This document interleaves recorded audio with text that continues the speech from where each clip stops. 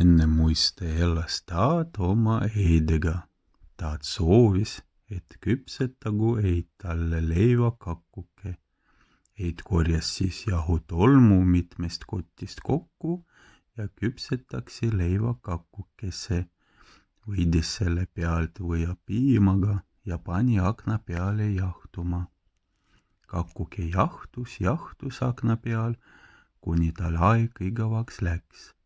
Keeras siis ennast akna pealt müüri pealt akna alla maha ja hakkas teed mööda edasi veerema.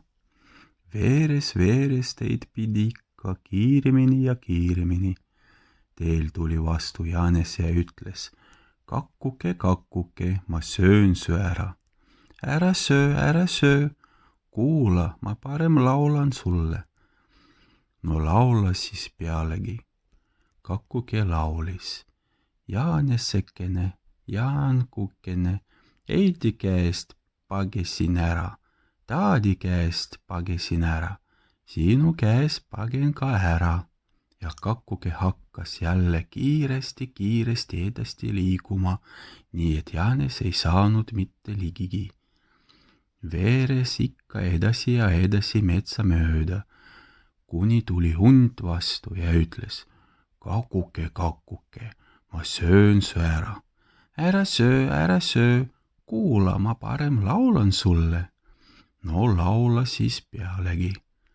Kakkuke laulis: hundikene, soekene, eidi käest pagesin ära, taadi käest pagesin ära, Jaanese käest pagesin ära, sinu käest pagen ka ära.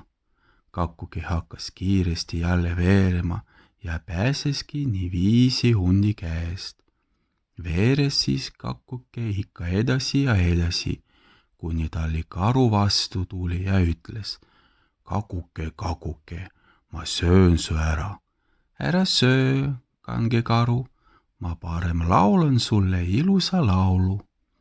Kakkuke laulis: karukene, kangekene, eidi käest pagesin ära, taadi käest pagesin ära, Jaanese käest pagesin ära, hundi käest pagesin ära, sinu käest pagen ka ära.